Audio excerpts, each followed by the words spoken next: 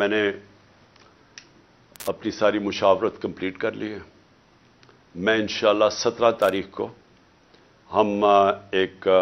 ہماری پارٹی کی گیدرنگ ہو رہی ہے بڑی لبرٹی چوک کے اوپر, اور انشاءاللہ لبرٹی چوک میں میں اپنے خطاب کے اوپر اپنی قوم کو ڈیٹ دوں گا جب ہم 2 اسمبلیز, ہماری جو پختونخوا کی اسمبلی اور ہماری جو پنجاب کی اسمبلی ہے, اس کو ہم ڈیزالو کریں گے, اس میں سے نکل کے ہم الیکشن اناؤنس کروائیں گے. اس کے علاوہ ہمارے جو 123 یا غالباً 125 نیشنل اسمبلی کے ممبرز ہیں جو انہوں نے ابھی تک استعفے قبول نہیں کیے, ہم نیشنل اسمبلی کے اندر جا کے اسپیکر کے سامنے کھڑے ہو کے کہیں گے کہ ہمارے استعفے قبول کرو, تاکہ ہم نیشنل اسمبلی سے بھی ریزائن کریں, اور پھر تقریباً 70% پاکستان کے اندر الیکشن ہوگا. قانون آئین یہ کہتا ہے کہ جیسی اسمبلیز ڈیزالو ہوتی ہیں تو اس کے 90 دن کے بعد الیکشن ہوگا. تو یہ سمجھ لیں کہ انشاءاللہ 17 تاریخ کو میں ڈیٹ دوں گا, اور اس کے بعد ہمارے 70% پاکستان الیکشن میں چلا جائے گا, الیکشن موڈ میں. عقل تو یہ کہتی ہے کہ اگر 70% ملک میں الیکشن ہو رہا ہے تو آپ نیشنل اسمبلی سارے ملک کا ہی الیکشن کروا دیں. لیکن بدقسمتی ہماری یہ ہے کہ ہمارے یہاں مجرم جرائم پیشہ لوگ بیٹھے ہوئے ہیں, ان کو کوئی قوم کی فکر نہیں ہے, ان کی دولت ملک سے باہر پڑی ہوئی ہے.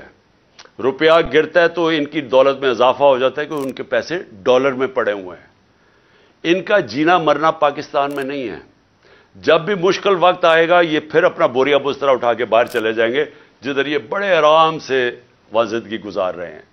ان کا صرف مقصد یہ ہے کہ ان کے کرپشن کیسز معاف ہوں, تاکہ ان کی سلیٹ جیسے جنرل مشرف نے صاف کی تھی, اب یہ جناب جنرل باجوہ کی بدولت ان کی سلیٹ صاف ہوگی. اور اس کے بعد پھر سے یہ امید لگا کے بیٹھے ہوئے ہیں کہ راؤنڈ 3 آئے گا ان کا ملک کو لوٹنے کے لیے. تو اس لیے ان کو کوئی انٹرسٹ نہیں ہے الیکشن کروانے کا. ان کو ڈر لگا ہوا ہے کہ الیکشن کروانا یہ ہار جائیں گے اور پھر سے ان کے کرپشن کیسز سامنے آ جائیں گے. اس لیے ان کا انٹرسٹ اور پاکستان کا انٹرسٹ مختلف ہے,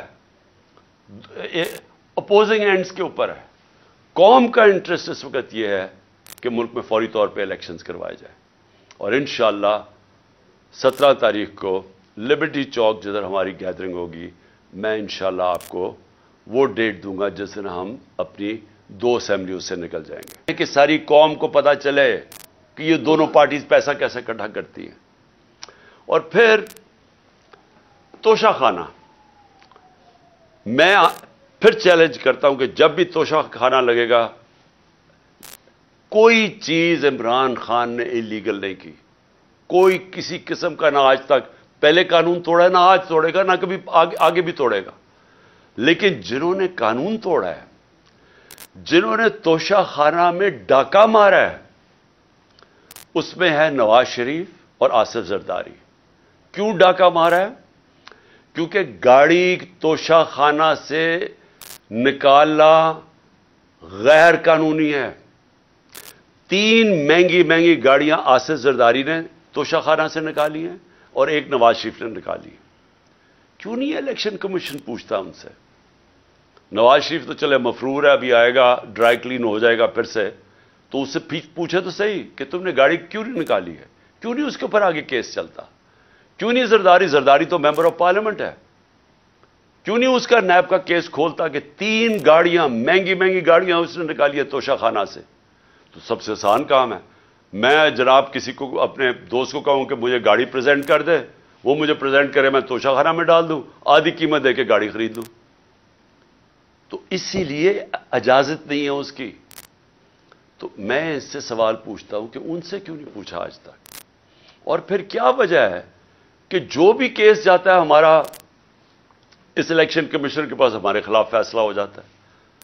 8 دفعہ ہم عدالت میں گئے اور عدالت میں انہوں نے اس کے فیصلے رد کیے. اور اگلا میرا سوال ہے کہ ہم اس کے اگینسٹ عدالت میں گئے ہوئے چیف الیکشن کمیشن کے, ہمارے کیس ہی نہیں سنے جاتے, اور وہ ہر روز ہمارے خلاف نیا کوئی فیصلہ کرتا رہتا ہے. دیکھیں پاکستان کے اندر اگر فری اینڈ فیئر الیکشن نہ کروائے گئے، میں آج آپ ساری قوم کو آگاہ کرنا چاہتا ہوں کہ اگر میں بڑا ہوں اس قوم کا تو میرا کام ہے اپنی قوم کو سمجھانا کہ اگر اس ملک میں فری اینڈ فیئر الیکشن نہ کروائے گئے، یہاں انتشار ہوگا، آگے ملک کے اندر حالات برے ہیں، آگے یہاں سیاسی استحکام نہیں ہے، آگے اس ملک کے اندر یہ چور جو اوپر بیٹھے ہوئے ہیں یہ پوری کوشش کر رہے ہیں کہ کسی نہ کسی طرح میچ تو ان سے کھیلا نہیں جاتا، کسی نہ کسی طرح ڈسکوالیفائی کریں، کیسز کریں، ایف آئی آر کریں۔ میرے اوپر 30 ایف آئی آر ہو چکی ہے اور مجھے کوئی فکر نہیں ہے، میں کوئی ملک سے باہر نہیں بھاگا یہ سارے چوروں کی طرح، یہ سارا شریف خاندان بھی باہر بھاگ جاتا ہے جب کیس ہو، میں یہیں بیٹھا ہوا ہوں اور یہی لڑا ہوں کیس۔ میچ تو یہ کھیل نہیں سکتے، انہوں نے اب یہی الیکشن کمیشن کو استعمال کرنا ہے اور انہوں نے ایف آئی اے کو استعمال کرنا ہے، انہوں نے نیب کو استعمال کرنا ہے کسی نہ کسی طرح ٹیکٹیکل ناک آؤٹ کرنے کے لیے۔ لیکن اگر اس ملک کے اندر صاف اور شفاف الیکشن نہ ہوئے، میں بڑے عزت سے اپنے اداروں کو، جس میں ہماری عدلیہ بھی ہے، معتبر ہے، اور جس میں پاکستان کی فوج بھی ہے، جن کے پاس جو اس ملک میں ایک پلیئر ہے، میں آپ کو یہ بتانا چاہتا ہوں کہ اگر آپ کو ملک کی فکر ہے تو خدا کے واسطے اس ملک کو صاف اور شفاف الیکشن کی طرف لے کے جائیں۔ اس کے علاوہ کوئی حل نہیں ہے، جس دل میں ہم گرتے جا رہے ہیں اس میں سے نکلنے کا کوئی اور حل نہیں ہے۔ کسی معاشی ایکسپرٹس کو پوچھ لیں، کوئی ماہرین جو کہ پالیٹکس کے ایکسپرٹس ہیں، باہر سے کوئی منگوا لیں اگر آپ کو اندر یہاں نہیں ملتے، سارے آپ کو ایک چیز کہیں گے کہ پہلے پولیٹیکل سٹیبلٹی لے کے آئیں، فری اینڈ فیئر الیکشن کروا کے، اس کے بعد ملک آگے چانس ہے اوپر پھر سے کھڑے ہونے کی، نہیں تو یہ نیچے ہی جا رہا ہے۔